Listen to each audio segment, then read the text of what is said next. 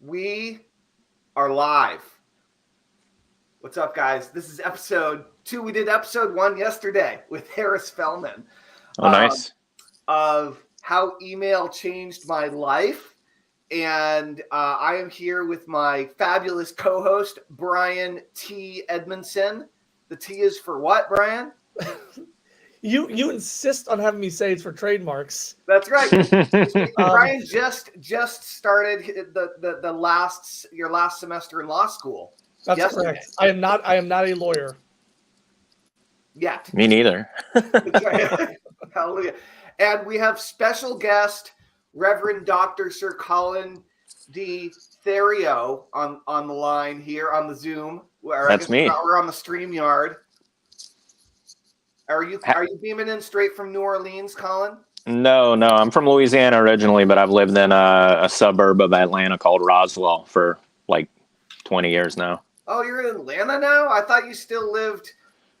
No, that bayou mud stays stuck between your toes wherever you go. But no, I wore the shrimp shirt just for you, just to be, I feel at home. Home.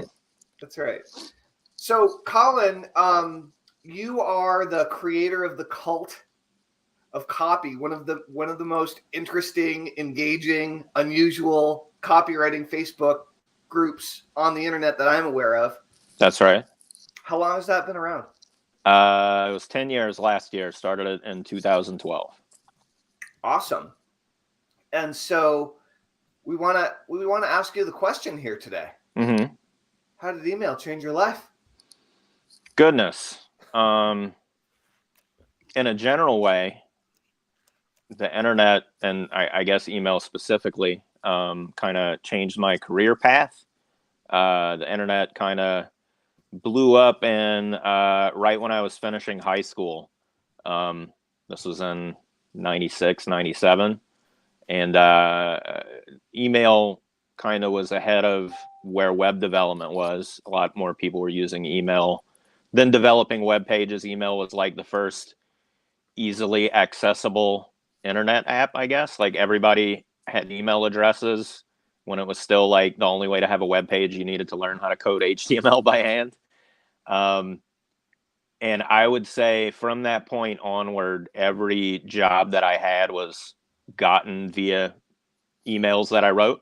I didn't know I was writing copy at the time, but it was basically selling myself into various web design positions.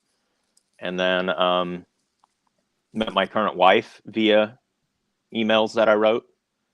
Whoa, hold on. Yeah. Let's slow down there, because the question is, how did email change your life? And you just said that you met your wife through emails that you wrote. So would you tell that story? So this would be back in, I want to say 2004, 2005, when they did have internet dating sites, but they were not smartphones. So it was not like swipe right, swipe left kind of hookup apps. It was literally like a website that you would log in to on a giant desktop computer with CRT monitors. And you fill out a profile, but the way you would contact people is like, internet and society being what it is, men would basically pay to get credits, and you could email girls on the site that you're interested in. You almost cold emailed. Almost cold. It's not quite cold email. Not quite cold, because you get to pick who you're emailing, and and they're there hopefully to meet somebody. And again, this is I didn't get into marketing as a career until like 2009, so I didn't understand that what I was doing was split testing, but I was, because I had a form email that I would send to everyone, and I would only change a certain part of it to be specific to match the profile. Colin. And yes. Your mic just started doing that thing again. Oh, I don't know what to do about it, man. It's a connection issue. Try unplugging your mic. All right, let's give it a shot. How's that? Better? Worse? No? It's better, but it's so weird. It got like a static thing sometimes when you're talking, but it wasn't there until. Yeah, it's strange, because it's not, normally that's an electrical current thing, but it's not plugged into anything. It's just my iPad. All right, well, let's keep talking. It's fine. You should just know your gear's doing something weird today. Yeah, man. Sorry about it. It's okay. It's okay. I sound good on my end. That's right. That's really all that matters. Um, So yeah, so you sent this message to your wife or your apparently soon to be wife. Yeah. So I was doing basically split testing because I would, send the same email and then try new things to modify it. And if those things got a reaction or response, then they would stay in, and things that I tried that didn't get a response from anyone would get thrown out. And this is like, I had no idea that copywriting was a thing. Like at the time, later on when I became a copywriter, prior to that, I just kind of assumed someone who worked at the company would write the emails or marketing stuff. Like I didn't realize you could be a freelance advertising writer until I became one. But yeah, so that's another way email changed my life. And Cool. then, I was going to, Colin, I was going to ask you if you knew at the time whether you were split testing. Sounds like you didn't. So you, without any formal training in copywriting, it sounds like you were kind of maybe born with it a little bit. I independently invented email split testing. That's correct. Right. That's right. So Colin, I want to hear more about how email changed your life, but I'm going to make a request is that you try logging out and logging back in again, as awkward and pain in the butt as that is. Sure. It was not that hard last time. Let's do that. All right, we'll see you in a second. Brian, so how do I sound? Good. And you sound good too. Yep. All right, well, Colin's going to be rejoining us here momentarily. All right. Fascinating story so far. I mean, email. How did email change your life? Oh, well, I met my wife from it. I know. I can't wait to hear what else good, right? So good. Very cool. Well, so Colin is coming back here, and let's see how it goes. How's that? Better. Yeah, it's great. All right. Welcome back. I'm going to kick Brian out and put you into the middle, Colin, because I think it's fair for you to be like. Yes. The guest should be in the middle of the screen. Right in the middle. Yeah. I got to be a sandwich. I get it. That's right. So where were we? Yes, I independently invented email split testing. But let's see, years later, when I did get into copywriting as a staff copywriter at a company called StomperNet, which Brad Fallon. Tellman, I don't know if you remember meeting me, but that's the first time I met you in person as you spoke at one of StomperNet's events. And I'm sure I remember the event. And if we did meet, it was just like, here's Colin, he writes our blog. It's just a staff guy at the time. But there were like 20 people packed into a room. Yeah. Right? It was a busy event. They did a thing which I don't recommend events do unless you have hundreds and hundreds of people, but they used to do multi-tracking where they have multiple speakers speaking at one time. Right. So depending on what the roster was, if somebody everyone thought was cooler than you was talking, no one came to your talk. That's right. But I remember you spoke about alternate reality games. Oh, right. And you mentioned Bulma Zagarnik, who is, it's the first time I'd heard her name, but I literally did a training last week where I taught about how her, the Zagarnik effect can be used in copywriting. So thank you. And I learned that. I mean, I learned that directly from Mark Joyner. Right. Nice. So that wasn't an independent Tellman find by any stretch of the imagination. But it's funny how those things get passed. Yeah. And then while I was working with StomperNet, I wrote all of their affiliate emails for their affiliate promos. And that's how I got into writing marketing emails specifically. But company-wise, we managed all the company's workflow via email. There weren't really things like Slack or company management ware at the time back in 2008, 2009. And I came to hate email because it was a company policy to do inbox 0 every day. So when I went freelance, I did not care about email. And I showed you how many emails are in my inbox. Yes. Did you know there is a maximum storage amount for Gmail? Because they've started telling me your Gmail is full and you need to empty some of it. It's around like 20 gigs or so worth of email. That's a lot of email. Yeah. So the reason my email like that is so full is because I just remained subscribed to all the marketing lists that I had been on for years. to study, and I just never delete them or open them if I don't care to read them. And it's weird in 2023 to tell people when they're like, well, what's your email address? I'm like, I'll give it to you. But if you send me something important, call me. That's Otherwise, right. Yeah, exactly, dude. I'm in exactly the same boat. I hundreds of thousands of unopened emails in my inbox, and I've had the email address forever. You know. Yeah, same thing. I had like the first month Gmail came out, I got a Gmail, and I've just used it since then. I had a Yahoo before that, and then a Hotmail before that. That's right. So for a long time, I didn't focus on email for my own business, which, as a freelance copywriter, you don't really have a list. You're not marketing that way. So it wasn't until I started making and selling my own products and trainings that I built a list. And for a long time, my list was only customers.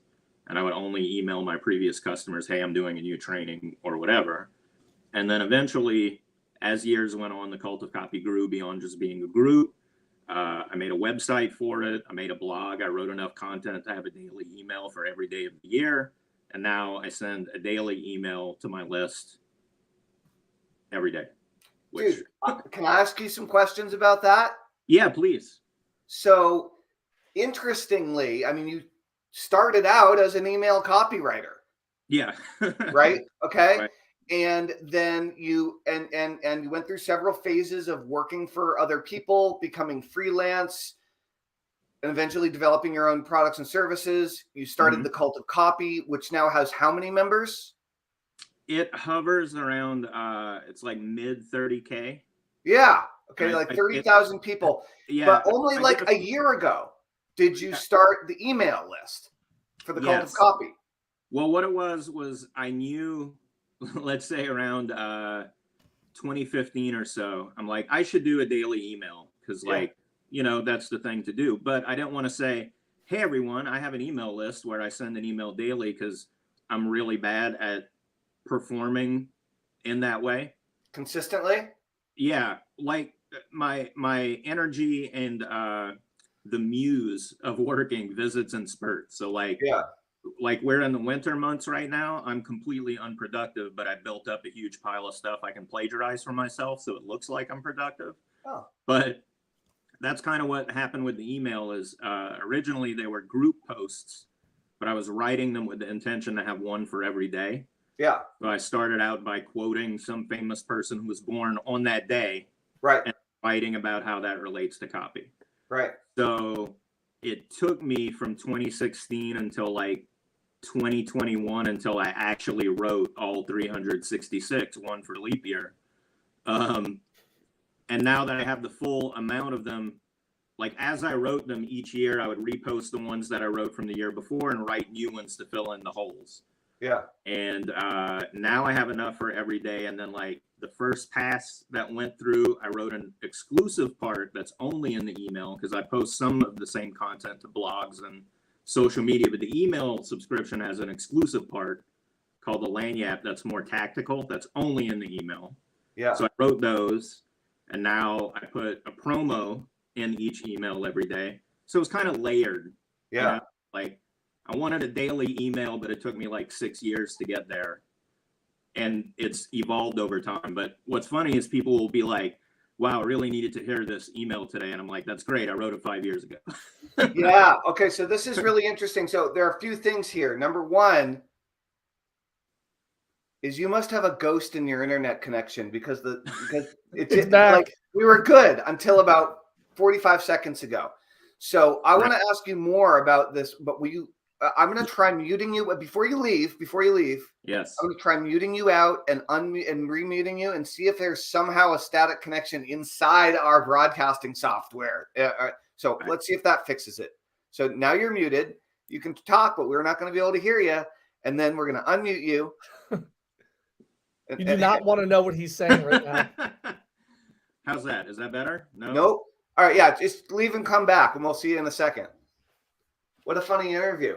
Yeah. So we're learning all about Colin Theriot, the Cult of Copy, his history with email and how email changed his life. He met his wife through email, started working with StomperNet, writing emails, built up his own practice as a freelance copywriter, didn't really have an email list, built up the Cult of Copy. started creating products and services. And then about a year ago, you started this email list, Colin. Yeah, well, I had been building the list off of the blog for a long time, but I only started emailing daily at like maybe a year and a half ago. In fact, it was during COVID when my kids were doing remote learning, sitting where I am now at our desk in the basement, and I would be sitting back there in a chair making sure they did their work. But while I was sitting there, not able to play video games or watch TV or the normal stuff I do during the day to distract myself, is when I went ahead and, like, with dedication, I even paid someone to go pull all the blog posts off of Facebook for me and put it in a Word document so I could start pasting it into Aweber. Yeah. And I'm like, if you could categorize them, that would be great. Like, you tell me what's there. I never sat down and read them all, and I barely reread them when I repost them. But I did. That's one thing. People are like, how do you write these great emails every day? And I'm like, well, you're reading like the 5th revision of the same piece, and I just make it better each time I go through. So it's an illusion. I learned that from there's this painter, John Singer Sargent. He's like an impressionist, and he makes these beautiful paintings that look like they're made out of thousands of like perfect brush strokes.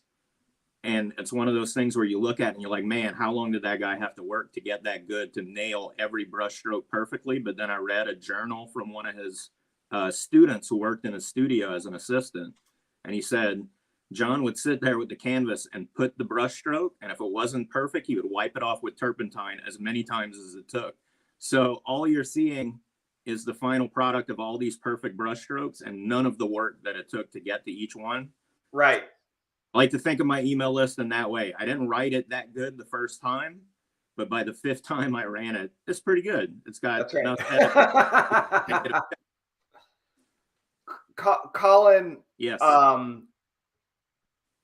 What type of an impact have you noticed or haven't you noticed really putting effort into your daily emails of this Cult of Copy email list that you really kind of started beefing up a year and a half ago? Like, yeah, I think. How has it changed things for you? It hasn't really impacted the business, because like I said, I was always still emailing the customers to say, hey, I have new products for you to buy. But as far as having an explanation for people what the Cult of Copy is about and a way to dig into things that are of interest to me before having to join a Facebook group or even having to be a member of Facebook, it certainly helped with that. I've started putting the same content on like Instagram and LinkedIn. So having that content piece where I know every day, whether I write something new or not, I have something to send out, is valuable. The feedback I get, because the email is very lengthy and they're all think pieces, I try to send them as early in the day as I can to try and get the right. Wow, that was exciting. Had a minor furniture mishap over here, but everything's okay. All right. Goodness. So a little danger on the set. Mirror slip. Danger on the set. Yeah, so having that content to rely on every day, and people tell me they save them to read later, which I can see in the stats. So like the first day I send it, I know how many opens I'll get. And then they continue to increase like weeks after, because people set them aside because they're lengthy, they're meaty. And I want to make it, when I first started the Cult of Copy, the goal was I wanted to be a fire hose of information, to where if you wanted to read about copy, you could read the Cult of Copy all day and not run out before you got tired of reading about it. I didn't want it to be like, all right, well, I've read it all for today, I'm going to fuck off and go somewhere else. Right. I wanted it to be an endless fountain, to where if you, as deep as you wanted to dig, there was no bottom. Mm-hmm. So I kind of follow that philosophy with email, because I think email is the last place where people that like to read lengthy things are looking for them.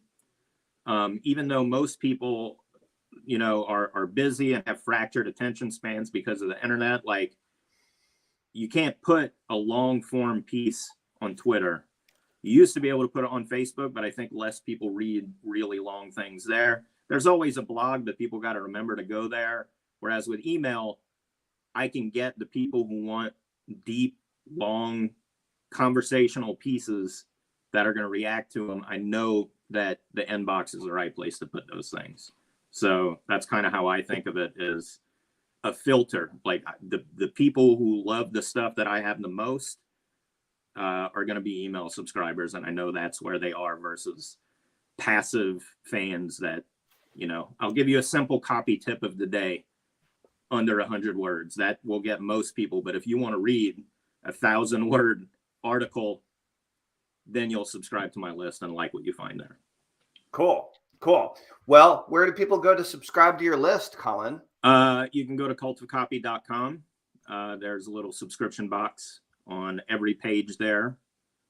And also you can read, like, the way the emails are structured. I have the quotation essay of the day, I guess you would call it. I call them the daily devotional.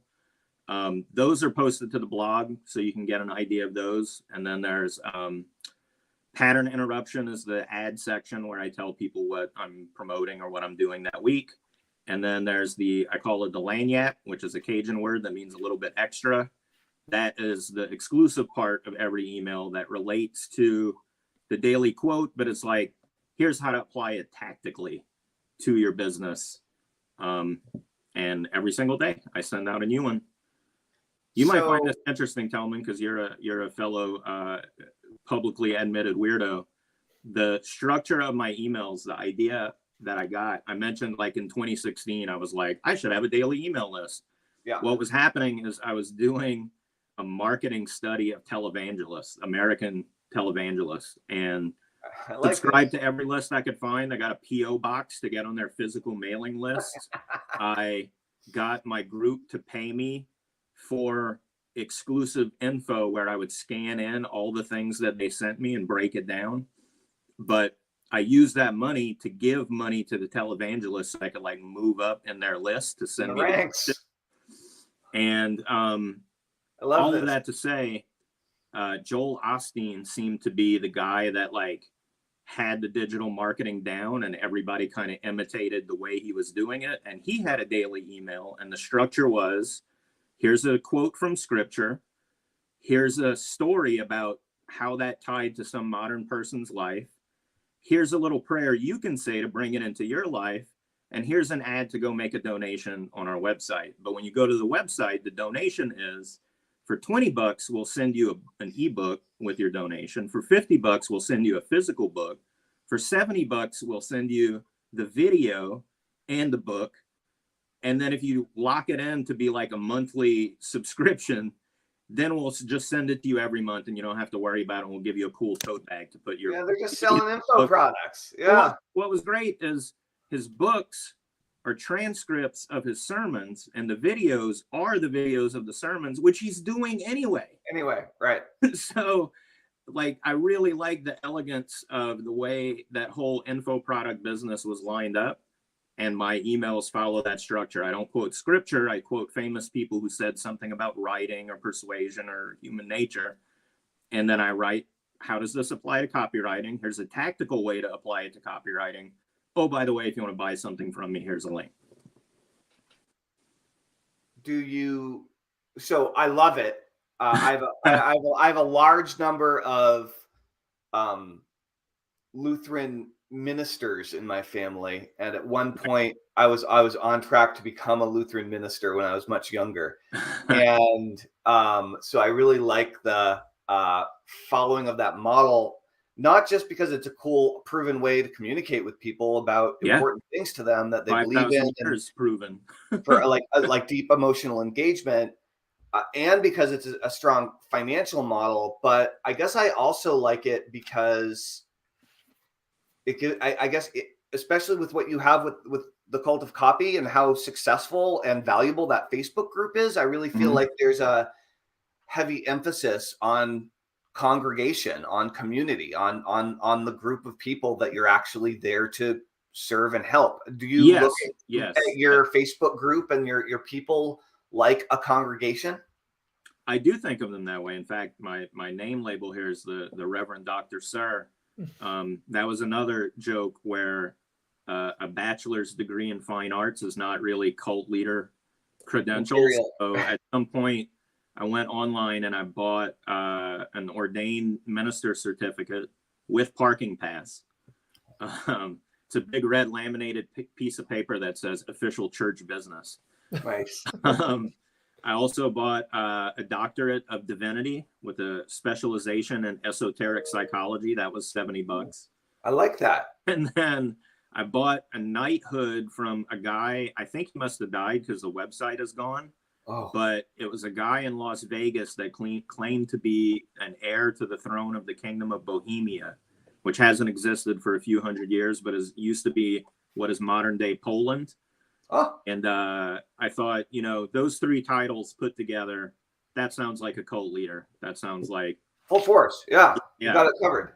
Yeah. So it's always a joke. People are like, why do you put those titles? And then they're back there somewhere on the wall where you can't see because the camera's facing the wrong way. But they hang on my wall, my official credentials for, being the Pontifex Maximus of the cult of copy. But yeah, the end joke is that I do call them like cultists. I refer to myself as the high priest. I do treat it like a congregation. I call them dearly beloved sometimes before going on a particular rant. I think of it as sermons. Like I said, the daily email, I call it the daily devotional. Yeah. So yeah, I'm kind of leaning into that as branding, but also it is a serious thing because I think psychologically it makes people align it with what they understand about the language that I'm using. So they see it as a community, even though I'm the person who talks the most there. Right. Right. Cool. And so, if you have been, you talked about it a little bit, but if you're in an interesting situation where you already have a pretty good, connected, responsive growing group, Mm-hmm. right? That's been around for a long time. And the email list is a way of, growing that audience and a separate mechanism and medium to communicate and connect with those people. Yeah. But you said hasn't really deeply affected the business. And so my question for you is, if it hasn't really deeply affected the business on a financial level, then why keep doing it? Why keep doing the daily email? Well, the material is already written, for one, and the reason I don't think it has it impacted the business as far as the financials is because I was already emailing the customers about new offers, which is what normally would affect the business in an email list. Right. So when I say it doesn't affect it, as the business grows, everything grows. Right. But it's not like I started emailing every day and then things exploded. Right. But like I said, it's a way to. I think since the 10 years the Facebook group has existed, Facebook is kind of on a downward slope. Young people don't get into Facebook. There's constantly new social media sites that the kind of thing I like to do doesn't necessarily fit with. So like I can and I will start making like TikToks just to cash in on the attention that's there. But like the value that I give is long form, right? Like dive deep into things. And there's not, as the internet has developed, the places to do that have gotten smaller and smaller, whereas email is still that. Right. The email has that other websites and apps and things don't have is it still maintains that strong. It's not really an illusion, but this idea that when you read an email from someone, you're alone in your inbox and it's just you and them having one conversation. Right. Depending on how you write it, you can reinforce that perception that it's a one-on-one conversation. Whereas absolutely anywhere else on social media, that's not true. It's obviously true because right, you're at a party, you're out on the playground, you know, you're all bumping into people. Everyone else is there. Everyone else can weigh in and comment. Whereas if I speak to you as a singular person in email, even though if you stop to think about it, you know I'm not, it can still feel like one-to-one. But you can also switch it over real fast, right? Yeah. You can, if you want, you can switch it over real fast to one-to-one, right? Send out a broadcast, have a response, boom, instant one-to-one conversation. Yeah. Every email I send encourages people to write me, and apparently I'm one of the only gurus, at least that's what they tell me. They freak out when I write back. They're like, is this really Colin, or is this an assistant? Like, I'm too much of a jerk to be a boss. I don't have an assistant. So if you get something from me, it's actually from me. And it's the same thing when I do like instant messenger things. So when I promote things on Facebook, I'll say, leave me a comment and I'll message you a discount code for this thing I'm selling. And people will write back. And it is a copy and paste thing, but I'll be like, I'm going to copy and paste this. I'm not a robot, but I can't be retyping this URL every time I message people. But people are like, oh, wow, it's really you. And, you know, it's not that hard. It's not that hard to do the personal touch. Right. I think it's worth it. At least that's what makes me care about my work, is having that ongoing conversation with my audience. Like you said, a congregation, we're in it together.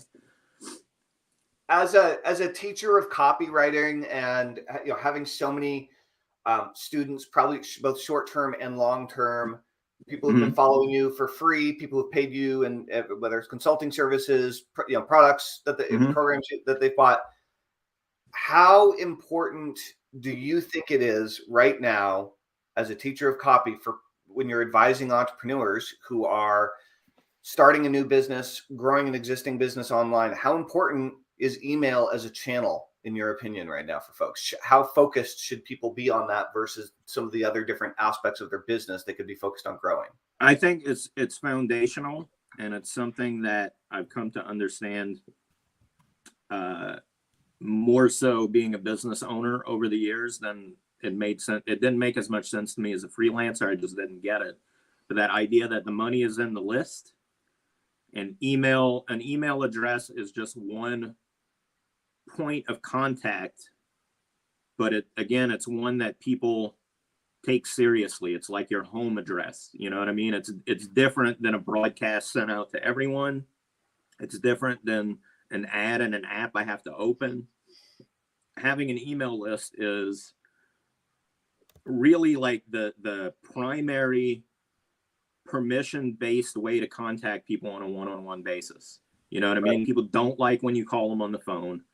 They may not give a shit about physical mail unless they're expecting it. But like 99% of everyone checks their email every day.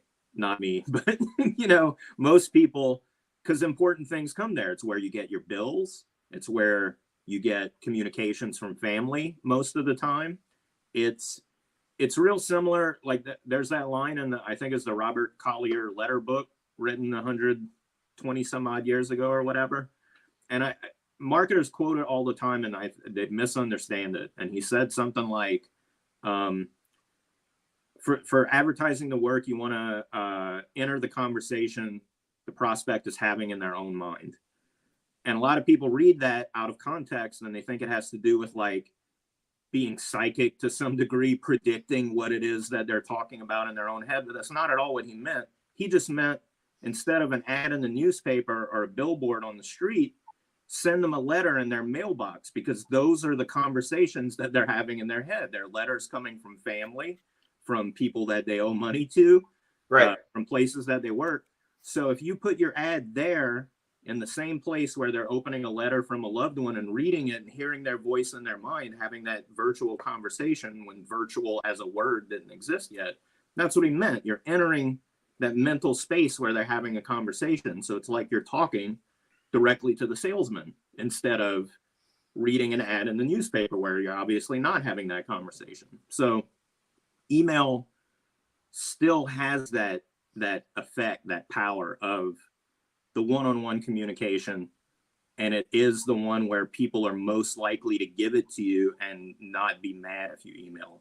You know what I mean? Like, but younger people, as time has gone on, do not answer the phone. You know what I mean? Like they screen all their calls. They won't return voicemails unless it's pertinent to them. So like cold calling is useless unless the exact right person answers the phone in most cases. But email, that person's usually going to check their email, you know, like it's at their leisure to decide when to consume it. So I think really it's the foundational part of the business. It's the best contact to get from any lead. It's the one they'll take the most seriously. And the people who will give you that email address are the ones who will take those messages seriously, if that makes sense. It does. I mean, I've been emailing for 20 years. You know, it's Right. all my money has come from my email list or email list I wrote emails to for 20 years now. So yeah, it does make sense. I've always been really impressed with your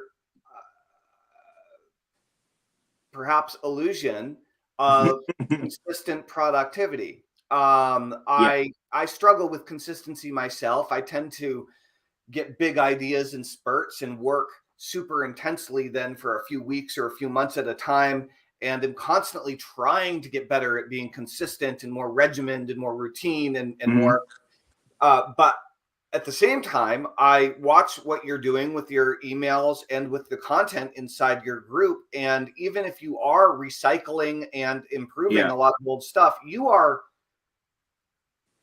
usually on it every day, as far as especially if you don't have an assistant and a team. And how do you manage your life, your mindset, your emotional state for consistent productivity? Like, how much time do you set aside to work on your email? Do you do it at the same time every day? What about your content for social media? How do you, as a creative, as an erratic creative, apparently, which your personality seems like an erratic creative to me.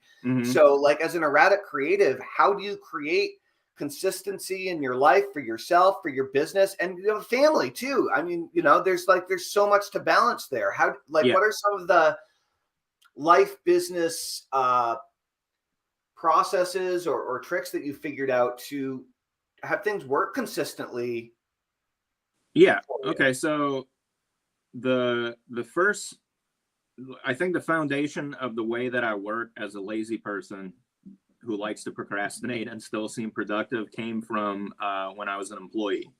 So that Bill Gates quote about if you want to find the most efficient way to do things, assign it to a lazy person because they'll find the shortest path. I was always that person. So like, I remember having jobs where like I would figure out how to do what my assigned duties were before lunch on Monday and then just drip it out the rest of the week and goof off. Like if you gave me a job where I had access to the internet on the computer and no one looking over my shoulder, I made shortcuts to get all my work done as fast as possible so I could goof off because I like free time and I like Slack. So that idea of clustering the work together and then parsing it out over time is something that I already had in my toolbox, I guess you would call it, when I went freelance and started doing my own work. So a lot of it has to do with that. And then when I went freelance, I have like a philosophical separation between the two types of work where there's boss Colin who makes the plans. And then there's drone Colin who doesn't think about anything and just does the things boss Colin put on the task list. So for example, sending out the email during the day, now that they're all loaded up into Aweber, I go pull up the email from this day a year ago, make a draft of it, make sure it doesn't refer to anything current from a year ago, tweak it, change the ad to what I'm currently selling today, and then send it out. Like that's a drone Colin job. Boss Colin doesn't need to think about that. Boss Colin usually works on Sunday. What's this week's weekly show going to be about? Am I going to do some videos this week? What's the theme of the training that I'm going to be doing on Friday? And what kind of promo angles can I do for it? So I sketch those things out in like Notepad. And then throughout the week, drone Colin just taps into that. And it's like, well, I know I need to do these 4 things today. And then time management wise, my kids go to school at like 7 a.m. And we happen to live just down the street from the school. And this is the 1 year where all 3 of them are in the same school. So it's great. We just walk down the street, send them to school, come back. My wife goes upstairs to have what she calls her coffee contemplation time before she starts work. And then during that time, I just get my day together. Usually I'm done with most of my stuff except responses before lunchtime. So my wife and I have lunch together. If I have more work to do in the afternoon, I'll usually, go out to a cafe or a bar or something and hang out for the afternoon. But most of that work is like responding to emails or comments or sending people things that they ask for, answering questions, stuff like that. Things that I could do from my phone if I'm just walking around, Yeah. But that's how I manage it. And then, like I said, over time, this past year, 2022, is where I really realized that Dan Kennedy thing, where he just constantly keeps repackaging the same things he's taught for like 40 years. And I remember someone asked him about it, and they're like, well, I bought this thing and it's the same thing that you repackaged from these 2 other books. And he's like, yeah, but you bought it. So I started thinking of it that way, where I realized like I'm off the hamster wheel. I don't ever have to write another piece of content. I can literally plagiarize myself or just like reformat something, read one of my own articles and then turn on the camera and talk about the same topic for 2 minutes, or break it down into smaller pieces. I've got nothing new to say. And most of the things you could say about copy are already 100 years old anyway. I didn't make it. So, at this point, I've decided like unless I have an idea and I'm hot to sit down and write it, which does still happen, you get that spark and you want to communicate something, you got an urge to express yourself. That still happens, but maybe like once a week. And most of the stuff people see me post, I'm digging through my old stuff and saying, oh, that's good. That's clever. I forgot even writing that. Let me share that again. Right. Cool. But yeah, it's part habit. Obviously, like if you're a creative person, the muse doesn't sit there while you're sitting on your ass playing video games, which is great. And I love doing that. That's one of like my top 3 things I love doing. But if you have the discipline to at least give yourself like an hour every day to be working, even if you're writing, I'm blocked, I can't think of anything to write, I'm never going to write again, whatever the case is, that's when inspiration strikes. And if you give yourself that discipline, even if it's just a small amount of time every day. And then, like I said, the idea of separating the planning and the execution really, really works for me. Because I mentioned before about how when I wanted to do an email list every day, I cannot be the person who's like, well, what's my idea today? I'm going to sit down and write it, and then I'm going to send it all in the same day. My brain just doesn't work that way, and it can't do it. I can do it a few days in a row, but then I'll skip 1, and then I'll skip 2, and then I'll forget about it forever. So that idea of here's the idea file, like I have tons of lists of ideas that I pile up when I'm feeling creative, and when I'm not feeling creative, I just go grab one from there and start with that. Yep. So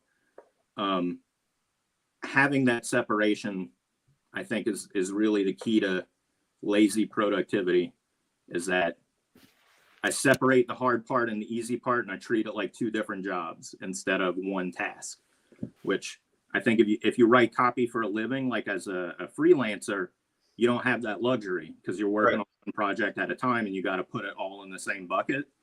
But once you are working on your own stuff, it's so much easier to do it that way. Yeah, I agree. Very cool, dude. Well, thank you for sharing all that with us. Brian, do you have any questions for Colin? Yeah, this was great. Tons of gold in this. Thank you. Lots of practical, useful information.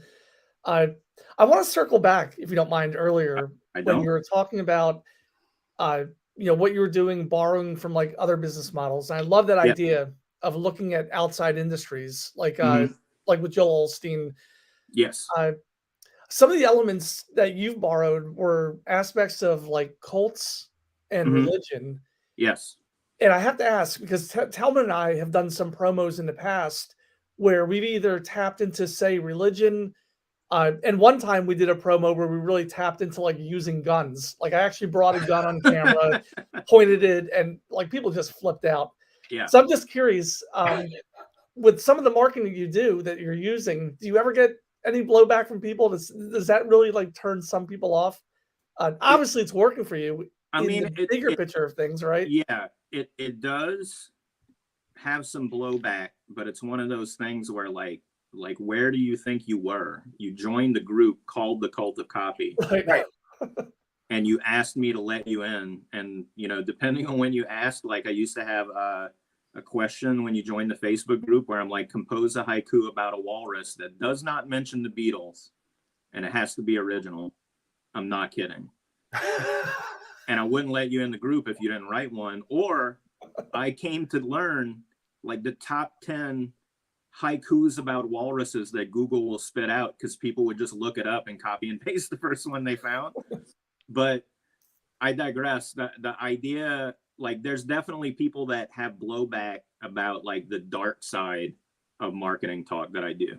Yep. And when I started the Cult of Copy, the reason I went with that branding is that there's like, if you're an active freelancer and you're seeking out clients and you want to cast the widest net, there's some topics about marketing that are real and valid, but spook like normies, right?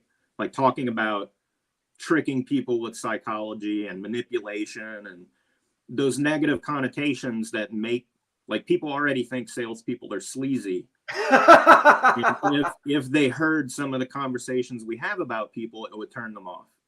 And what it was is at the time, there was no place on the internet to have those conversations with other copywriters that was like safe, where the admin wouldn't butt in and be like, we don't manipulate people here, you know, like all language is manipulation, much less the attempt to sell someone on something. So like those ideas of admitting that it's funny, all marketers are liars is a book Seth Godin wrote, but people got so mad he changed the title.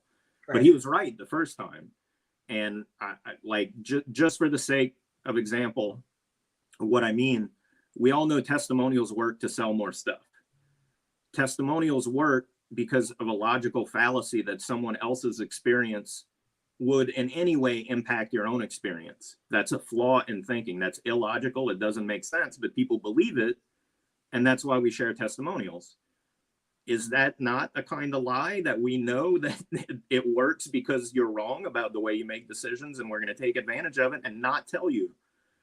That's kind of a dishonest thing, but if I have your best interest in mind because you have a problem. Yeah, I mean, we're putting testimonials on our sales pages and sales videos and webinars and everything, but we're not like doing equal opportunity testimonials, right? We're not like taking an honest sample from 100 of our customers and putting all 100 up there, whether or not they were successful using our programs. We're only putting the success stories up there, right?